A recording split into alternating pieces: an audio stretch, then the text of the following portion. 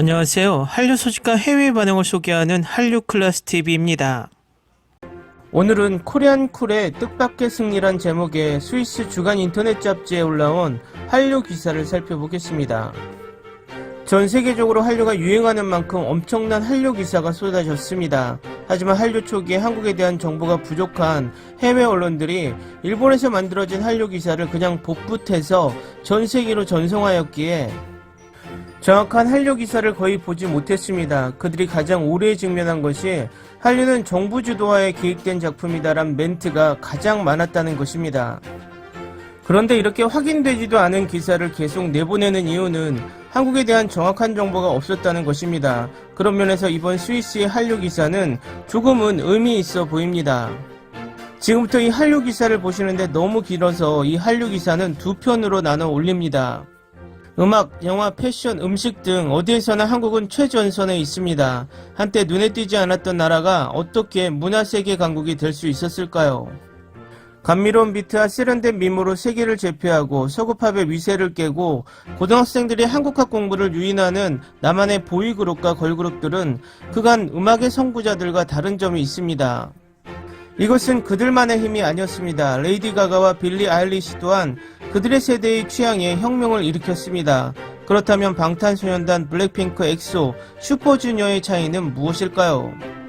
우선 그들은 개인주의적인 외로운 늑대가 아니며 세계의 다른 나라의 보이그룹과 걸그룹보다 더 많은 팬덤을 보유하고 있습니다. 스타일링도 다릅니다. 람슈타인과 같은 괴팍함과 젠더 고정관념 대신 양성평등을 추구합니다. 그리고 다른 점은 한국계 미국인 작가 홍은희 씨가 쓴 더 벌스 오브 코리안 쿨의 책을 보면 무엇보다 전체적으로 케이팝 열풍의 체계적인 성격을 알 수 있습니다. 비틀즈는 리버풀의 뒷마당에서 자유의 정신, 전기적인 우연의 일치, 풍부한 재능을 바탕으로 결성되었습니다. 방탄소년단과 블랙핑크는 5년의 계획을 바탕으로 오랜 엄청난 선발 과정을 거쳐 경제적 필요성에 의해 결성됐습니다. 얼마 전까지만 해도 국제적으로 가장 널리 알려진 한국의 유산은 김치라고 하는 발효배추 요리였습니다. 신맛으로 악명이 높았던 이 음식은 빈곤의 상징으로 여겨졌고 종종 식당에서 무료로 제공되었습니다.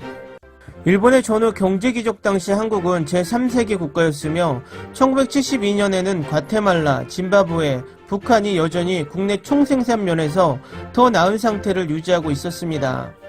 50년 후 한국은 역대 10번째로 큰 경제대국이 되었습니다. 한국의 반도체, 조선, 삼성, 현대 등 대기업이 세계 시장을 장악했을 뿐만 아니라 대중문화에서도 전 세계를 한류라는 한류의 타격을 입혔습니다. 보이밴드 BTS는 2020년 세계 최고 수익을 올린 팝그룹으로 베스트 10 베스트 앨범에 3개의 히트곡이 포함되었습니다. 그들의 여성 상대인 블랙핑크는 상위 10위 안에 또 다른 타이틀을 추가했습니다. 그 이전에 몇 년 동안 황토팩, 달팽이 점액 등의 기적의 성분으로 한류 화장품의 열풍인 K-뷰티가 전 세계를 휩쓸었습니다. 젠더 중립적이고 다채로운 K-패션은 패션계를 뒤흔들었습니다. 멜로가 많은 K-드라마, 영화와 소화가 잘 되는 K-푸드. 무엇보다도 이전에 수치심과 가난한 사람의 음식으로 알려진 김치는 뉴욕 애니스 레스토랑 씬의 슈퍼푸드이자 진미가 되었습니다. 김치는 이제 한국식 프라이드 치킨과 함께 교육을 많이 받은 스위스 중산층 가정의 메뉴가 됐습니다. 그리고 그것은 한국 연예계의 최근 시청률 기적, 지난 가을 4주 만에 1억 4,200만 조회수를 기록한 드라마 시리즈 오징어 게임은 말할 것도 없이 지금까지 넷플릭스 시리즈 중 가장 성공적인 시리즈 출시였습니다. 오징어 게임은 한국이 겪었던 자본주의의 급속한 확산의 비판입니다. 엄청난 이윤을 약속하는 게임을 위해 막대한 빚을 지고 있는 사람들이 모입니다. 처음 그들 중 패자는 총에 맞았다는 것을 몰랐지만 시체는 그들의 상금 획득의 길을 열어줍니다. 시청률 기록을 휩쓸었을 뿐만 아니라 아이들이 소비하는 폭력 콘텐츠의 관용 장벽도 휩쓸었습니다. 괴물 파도 같은 한류 급류. 하지만 처음이 아니라 10년 전 더 무해한 유튜브 영상 강남스타일을 떠올려보면 잔잔한 파문으로 한류는 서구에 처음 전해졌습니다.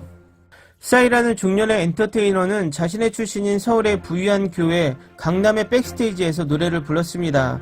엄청나게 흥미롭지 않습니까? 40억 명 이상이 비디오를 클릭했고 이는 엄청난 파장을 일으켰습니다. 싸이는 뮤직비디오에서 자신을 무시무시한 팝스타가 되려는 자신의 시도를 조롱하는 돈키호테로 스스로를 비유했습니다. 자기 조롱의 아이러니, 이 뮤비는 실제로 싸이를 세계적인 슈퍼스타로 만들었습니다.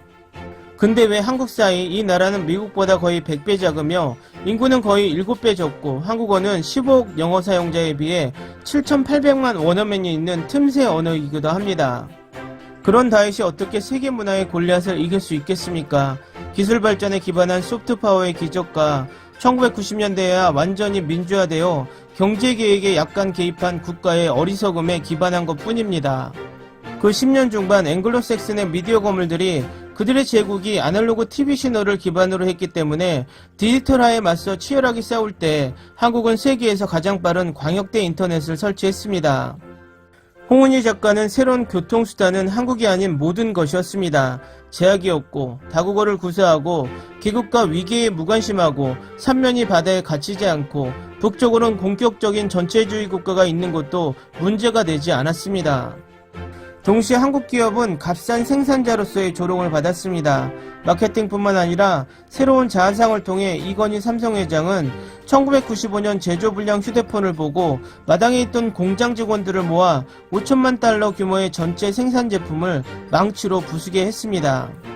그는 그의 관리자에게 아내와 자녀를 제외한 모든 것을 바꾸십시오라고 말했습니다. 기사 잘 보셨나요? 최근 한류 기사 중 가장 디테일하고 한국의 성장기를 보여주는 재미있는 한류 기사입니다. 2부는 더 재미있습니다. 재밌게 잘 보셨나요? 여러분의 구독, 좋아요, 댓글은 콘텐츠 제작에 큰 힘이 됩니다. 재밌게 보셨다면 꼭 부탁드립니다. 좋은 영상으로 보답해 드리겠습니다. 오늘도 편안한 하루 되시기 바랍니다.